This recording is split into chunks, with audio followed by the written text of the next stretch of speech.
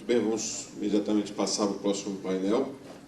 O título do painel é a Experiência Internacional na Resolução de Conflitos. Nós trouxemos aqui 4 profissionais estrangeiros para que cada um possa trazer a sua experiência cultural e profissional dos respectivos países. Para conduzir os trabalhos, eu vou chamar Eric Franco, que é do Peru, advogado na área de construção também.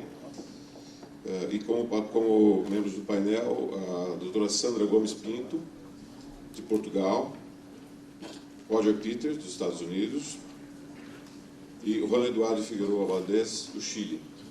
Todos advogados na área de construção, portanto, sabem muito bem o que estão falando. Espero que aproveitem.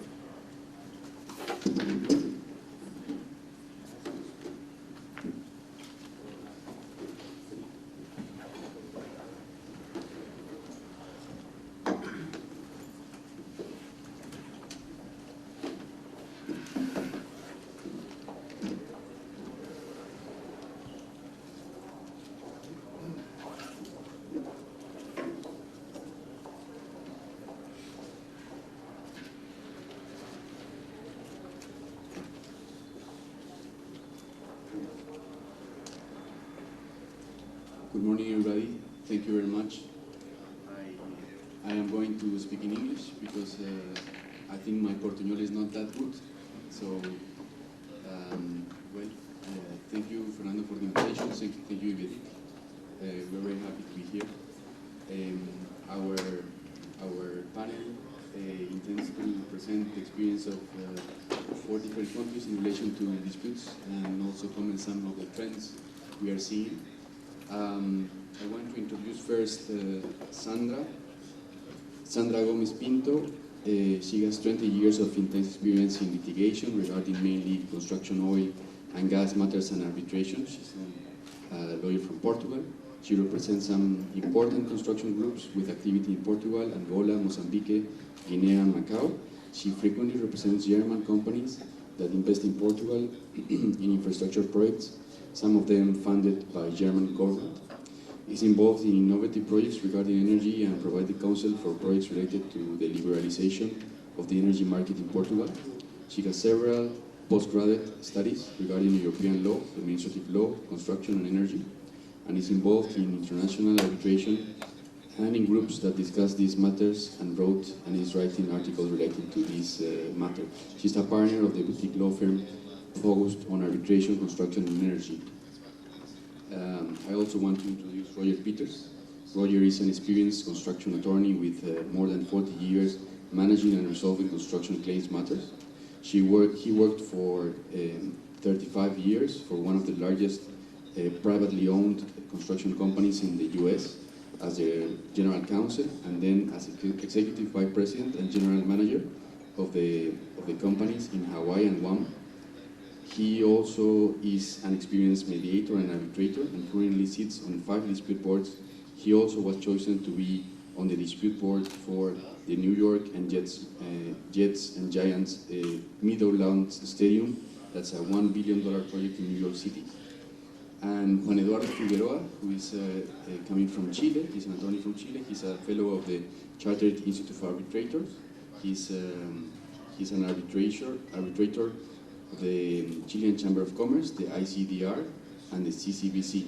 He's partner of Figueroa, Illanes, Huidobro, and Salamanca. He's professor of law and at Los Andes University. Well, in the first place, I want to give the word to Sandra, who's going to talk about the Portuguese experience. Antes de mais, gostaria muito de agradecer ao Fernando o carinho e a amabilidade do convite. Não sei se sabem, mas o Fernando, o profissionalismo e a gentileza do Fernando já é conhecido a nível europeu. É um fenómeno de sucesso da internacionalização do produto brasileiro. Em vários sítios na Europa, ouço falar do Fernando sempre com imensa referência e com imenso carinho também pelo trato e pela maneira diplomática com que conduz tudo. Acho que há poucos assuntos que me interessem tanto do ponto de vista profissional como, de facto, a arbitragem, a construção, a energia, sendo que a arbitragem, penso que nos processos de infraestruturas, acaba por claramente ser o meio mais adequado para resolver estas situações. Não vos quero maçar muito com uma apresentação muito formal, nem maçar muito com questões do direito português que não têm aplicação prática imediata na vossa vida, mas gostava de deixar aqui algumas ideias, alguns pontos de reflexão, algumas sementes que pudessem ter alguma utilidade para o futuro. Gostava também de vos dizer que nós em Portugal, então, do ponto de vista arbitral e do ponto de vista jurídico, admiramos imenso a comunidade jurídica brasileira. Todos os que nos interessamos por arbitragem bebemos as palavras de Carmona, do Pedro Batista Martins, da Adriana Bragueta, do João Boscoli, que não deixa de ser com algum entusiasmo e orgulho que eu vejo os maiores arbitralistas internacionais, que eu vejo um Yves Derrand falar muito bem português por causa do mercado brasileiro, que eu vejo um Fernando Mantilla Serrano também a aprender português por causa do mercado brasileiro, e no fundo são os maiores arbitralistas do mundo, as pessoas que estão nos negócios de maiores milhões, e que graças à potência deste país que é extraordinário e que tem um valor muito grande e que é um gigante adormecido, mas que necessita de ser de alguma forma acordado, graças à importância deste país e à dimensão deste país e ao potencial deste país, do ponto de vista jurídico, a língua portuguesa, a comunidade portuguesa que fala português, começa a ter uma relevância que eu acho que temos todos de nos orgulhar muito. Porque se os maiores se dão ao trabalho de aprender esta língua, que é fácil falar portunhol, mas não é nada fácil para um hispano-falante falar português, isto deve-se graças ao Brasil. Acho que a questão das infraestruturas tem uma atualidade enorme.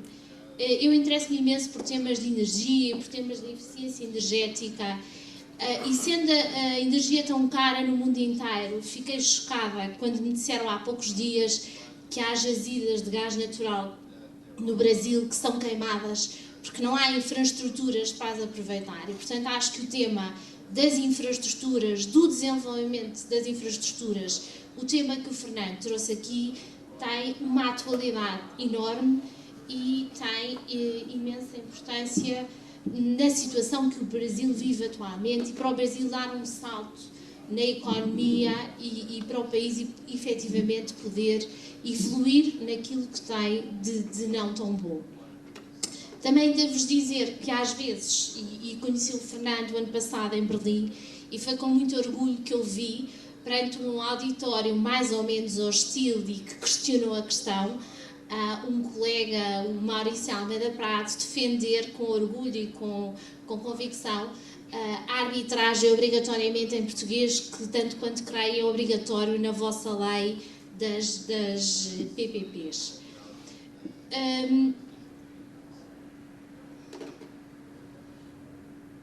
Vou-vos falar de 4 pontos um bocadinho avulsos, mas que eu penso que podem ser os 4 pontos que podem ter algum interesse para um público brasileiro relativamente à situação dos claims, dos litígios, da forma como são resolvidos os litígios de infraestrutura e de construção em Portugal. Um dos aspectos que me parece importante é que Portugal tem uma extraordinária tradição ao nível da arbitragem de direito público. Tem uma tradição muito forte e muito enraizada de mais de 40 anos de arbitragem do direito público. Sei que vocês estão agora com as parcerias público-privadas a começar em força. Portugal tem uma experiência de 2 décadas de parcerias público-privadas e de arbitragens nas parcerias público-privadas, e queria deixar aqui 2 notas de reflexão e de pontos críticos relativamente ao que foi a experiência da arbitragem nestas parcerias. Por último, queria-vos falar de um centro português, que é um centro estatal de de arbitragem de direito público que tem funcionado muito bem e que pode ser um modelo para o Brasil, que tem uma experiência pioneira no mundo de arbitragem no direito tributário, que pode ser muito útil até para atrair investimento estrangeiro, se as pessoas souberem que têm uma resolução de um litígio tributário em tempo útil, o que efetivamente os tribunais tributários nem em Portugal, nem no Brasil garantem isso.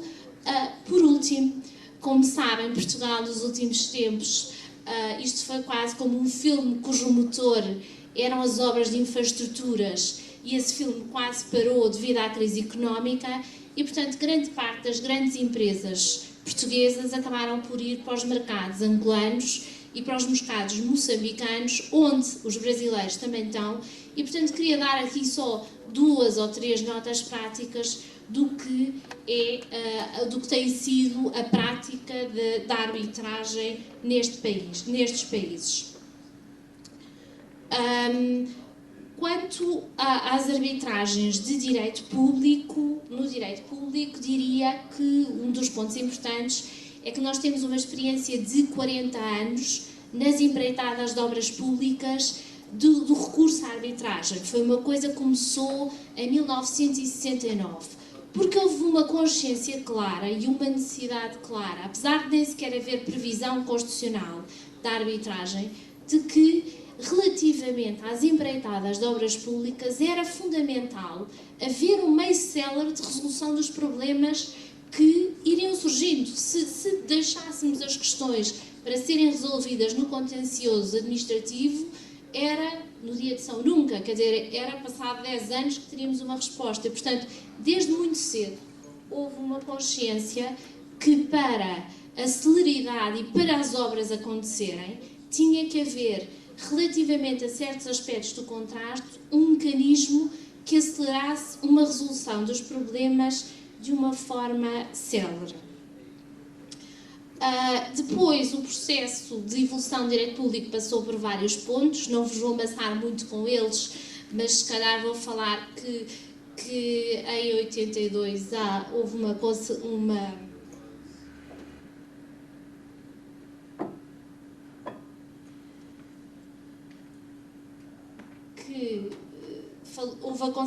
consagração constitucional, que em 84 os tribunais passam a ter, a arbitragem de direito público passa a ter um regime regra, que em 1986 a LAV fala expressamente na arbitragem de direito público, a partir do Código de 2002, que entrou em vigor em 2004, a arbitragem no direito público passa a ser possível em quase todas as áreas, apenas com algumas, no contencioso dos contratos, todo o contencioso extracontratual, a matéria de atos administrativos, nas relações jurídicas de emprego público. Existem alguns pontos que não são claros, existem áreas que são absolutamente excluídas ao nível do direito público e dizem respeito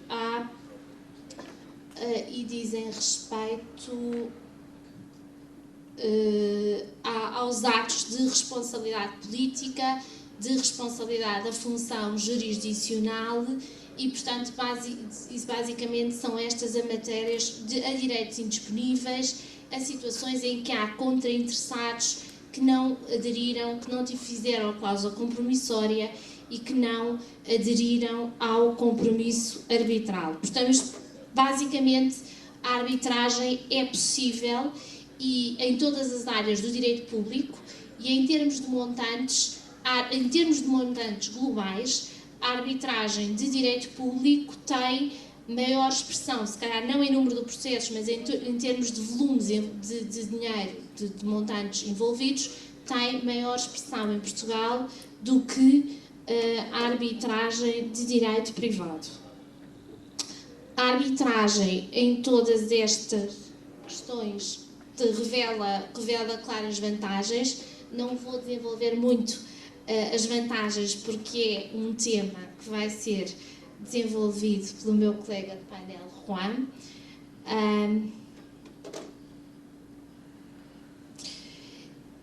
Gostaria de vos dar 2 ou 3 notas da experiência portuguesa nas parcerias público-privadas. Foi um fenómeno que se iniciou em Portugal na década de 70, que de alguma forma consolidou na década de 90 com uma obra notável que é a Ponte Vasco da Gama e que foi feita através do regime das PPPs. Este regime foi visto pelo Estado como uma janela de oportunidades para realizar obra, sem as contingências, ultrapassando contingências orçamentais e, no fundo, trazendo para o direito público, para a administração, um modelo concorrencial e as vantagens e eficiências do sistema privado. Foi um sistema que, de alguma forma, permitiu fazer obras muito importantes, obras muito eficientes, hospitais muito bons, mas foi um sistema que também teve um lado perverso e que, se calhar, a reflexão sobre o que aconteceu em Portugal possa ser importante aqui para prevenir que se repitam os erros que se verificaram em Portugal. No caso português, nas parcerias público-privadas, verificou-se que os contratos foram negociados de uma forma extremamente desequilibrada, ou seja, de facto os privados tiveram escritórios de advogados muito bons e o risco, na prática, acabou por ser grande parte suportado pelo Estado e o Estado ficou numa situação má relativamente a isso e hoje em dia a situação das parcerias público-privadas, apesar das obras extraordinárias que permitiram fazer, acaba por ter sido uma das razões para um extraordinário agravamento do déficit público, porque efetivamente os contratos foram negociados de uma forma desequilibrada. Das parcerias público-privadas, a arbitragem não é o meio exclusivo de resolução dos litígios que surgem nestas matérias, mas a arbitragem foi sempre o meio mais escolhido, porque foi considerado o meio mais adequado devido à especificidade técnica dos projetos, devido à quantidade de documentação que um juiz normal não estava apto a tratar. Portanto, genericamente recorreu-se à arbitragem pelos benefícios que a arbitragem teria e teve efetivamente nestas matérias.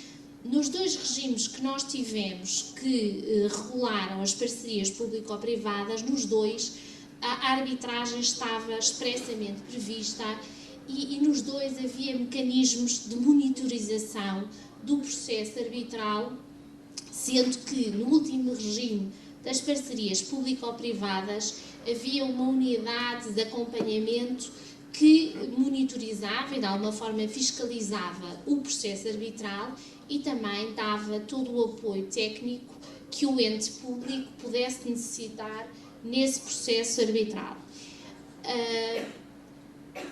Quanto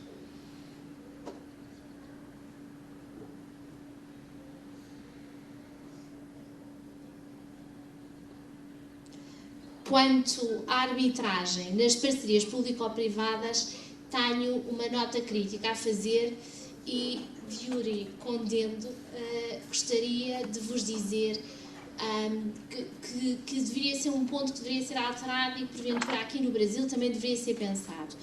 Estas arbitragens são confidenciais e, portanto, as decisões, grande parte das decisões não são publicitadas. São questões em que estão envolvidos dinheiro público, em que tem um impacto enorme na vida das pessoas, nos impostos que vão pagar, nos sacrifícios que vão ter que sofrer por causa do déficit público e das situações criadas a este nível. Portanto, eu acho, de iure condendo, deviam necessariamente ser publicitadas este tipo de decisões.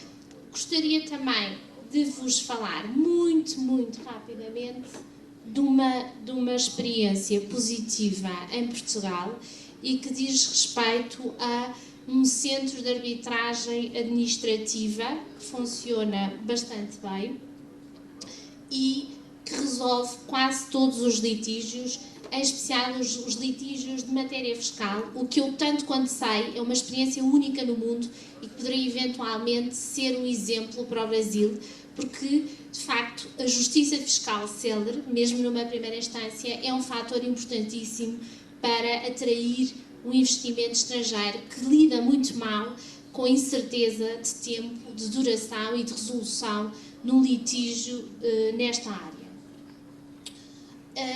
Este CAD tem uma vantagem, tem um processo muito célere, o processo, por regra, demora no máximo 6 meses, tem uma média de resolução de processos na administração de 4 meses, não há papel, o processo é totalmente desmaterializado e é online, tem uma lista de árbitros, são muito exigentes quanto à seleção dos árbitros e, portanto, neste aspecto, isto assegura a eficácia do próprio sistema e, portanto, nesse aspecto é uma situação que funciona bem e são muito rigorosos do ponto de vista ético.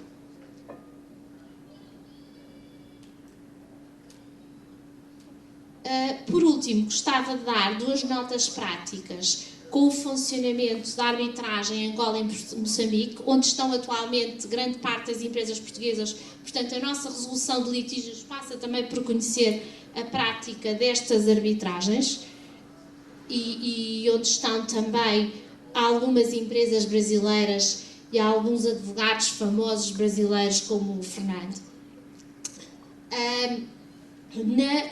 Nas grandes processos de arbitragens em Angola, entre os privados, as arbitragens não têm sede em Angola, mas têm sede noutros países da Europa, quando nos grandes processos onde estão envolvidos privados e por regra são grandes escritórios apoiados pelos portugueses, muitas vezes, algumas vezes pelos brasileiros e com apoio de nativos. A grande complicação é nas arbitragens de direito público, porque Angola exige, e é uma exigência da Lei de Investimento Estrangeiro, que a sede da arbitragem em Angola, que tem que se aplicar a lei angolana, que só podem intervir advogados angolanos, e a Angola ainda não faz parte nem da Convenção de Nova Iorque, nem da Convenção de Genebra, nem da Convenção de Washington, nem da OADA. Portanto, existem uma série de contingências ao nível da resolução dos processos. Moçambique também já aderiu à Convenção de Nova Iorque, mas tem uma arbitragem muito incipiente ainda, por questões de tempo, depois não vou falar nos detalhes. Por último, gostava de deixar uma pequena provocação. Nos vossos casos de arbitragem que faz sentido uma sede na Europa, Portugal é a sede de arbitragem por excelência, por termos uma cidade magnífica, um povo extremamente acolhedor, temos uma lei modelo ancestral, temos uma jurisprudência de arbitragem perfeitamente estabilizada, temos uma geração mais velha e mais nova, mas muito bem preparada em termos de arbitragem e em termos de custo-benefício, acho que é o melhor sítio para terem uma arbitragem na Europa, que também com a amabilidade das pessoas rapidamente se chegam a um acordo e torna-se tudo, o grau de adrenalina e de cortisol diminui certamente e torna tudo mais fácil. Por último, gostava de deixar 3 provocações ao Fernando.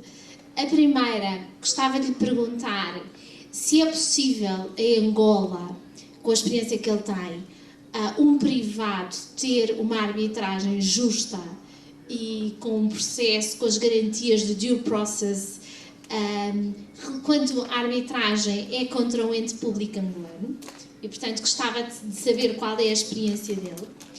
Outro desafio que gostaria de lançar-lhe era, eu acho que no Brasil fazia todo o sentido ter, como nós temos em Portugal, a arbitragem para os casos de construção mais pequenos e, eventualmente, fazer como existe na Alemanha, uma instituição arbitral especializada na construção. E se você, Fernando, já teve todo este trabalho com este centro, porque não, quando fizer o seu modelo contratual, muito adaptado à realidade brasileira, pode pôr logo uma cláusula optativa com a possibilidade de criar aqui um centro arbitral e ter já tem os locais, já tem as pessoas, já tem a experiência arbitral e por uma cláusula arbitral pondo o seu centro como uma possibilidade.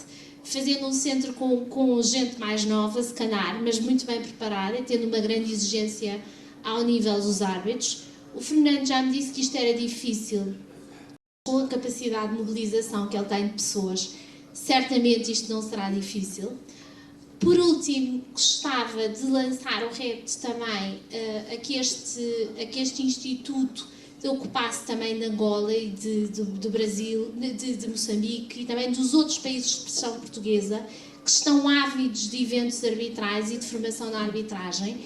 E se o Fernando, no próximo evento, me avisar com tempo, eu garanto-lhe que há alguém dos outros países lusófonos, e se calhar da Alemanha, brasileiros, alemães, estarão aqui e se calhar haveria aqui uma oportunidade de formação e de afirmarmos a lusofonia e de utilizarmos o seu modelo de contratos também para Portugal e para estes países. Thank you very much, Sandra. Fernando, could you please reply? Otherwise, if we continue, the question will be lost. Bom, acho que é melhor continuar o painel. Eu posso responder ao final sobre a tempo. Então, como eu tenho um painel à tarde para falar sobre arbitragem, posso responder se o tempo for suficiente. Até lá eu penso. But please write it down because we don't want you to forget the question. Okay. Well, Sandra, thank you very much for your presentation. It was very interesting. For me, coming from Peru, I have to say there are not many countries where arbitration is extended for public contracts, and I am very happy to find that the experience of Portugal is similar to, well, there has many similarities with the experience of Peru. We have mandatory arbitration for public contracts in the 90s. That means that we have a massive amount of arbitration dealing with public contracts. You know? And I have to say as well that the awards for these arbitrations are publicized in the webpage of the entity in charge of public procurement. So I think there are many things we can share, and for countries that might be considering including arbitration for public contracts, now you have two experiences to benefit from. In terms of PPPs, your reference is very interesting. In Peru as well, we have 20 years of experience with arbitration for PPPs at least. And an interesting thing there is that one of the things that cannot be taken to arbitration is the decisions of the regulatory entities in relation, for example, to tariffs. And besides that, there are some borderline decisions that it's not clear whether they can be taken or cannot be taken. For example, when the supervisor, when the regulatory entity, for example, the transport infrastructure entity can be supervising a port's concession, and maybe this entity decides that it has to impose a penalty for not complying with the concession contract to the concessionaire. The question here is whether the regulatory entity acted as a regulatory entity or as a supervisor, as an agent of the owner, meaning of the entity that granted the concession. This is some of the topics that are being raised in the PPPs. It's very interesting. Well, after this, I would like to give the word to Roger Peters. He's going to talk about a different topic in relation to dispute boards. Please, Roger.